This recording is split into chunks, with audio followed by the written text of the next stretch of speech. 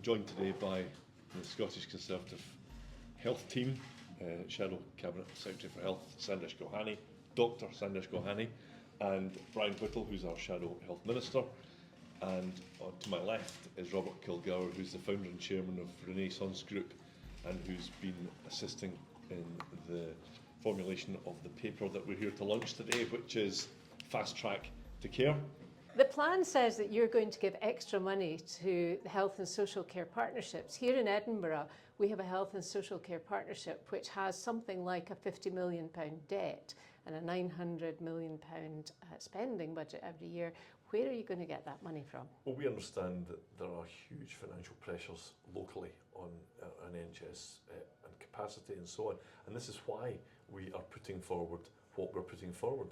If you look at the money that's being wasted on delayed discharge, so something like 2,000 patients trapped in hospitals every single day in Scotland at a cost of over £300 per person per night. So on a daily basis, you're looking at £600,000 being wasted on poor souls being trapped in hospital.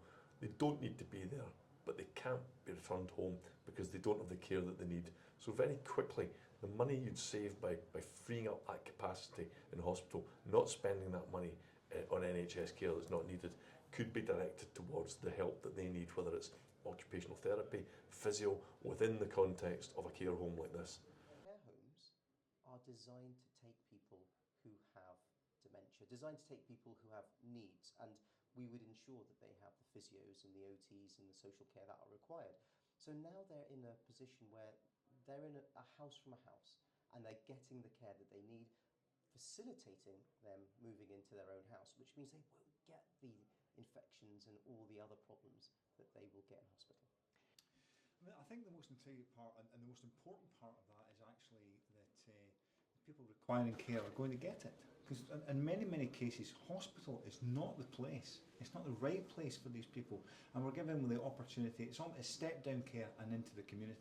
One of the things we looked at over a period of time, we found that the actual eventual care package they get in the community is not as big as it was required if they went straight from hospital into the community. So that step down care is the right care. And I think that's the key. It can't be right that when somebody no longer has a clinical need to be in hospital, not only should they be out with either a home care package or a care home package when they have no longer a clinical need to be in hospital, they are taking up a bed. But the worry is that they go backwards if they stay in hospital, and then a month, 2 months later, they're not able to come out of hospital.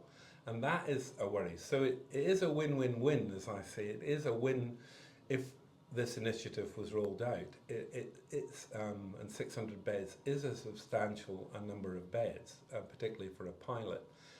But if it was to work, it would definitely be better for the patients, their families, their relatives.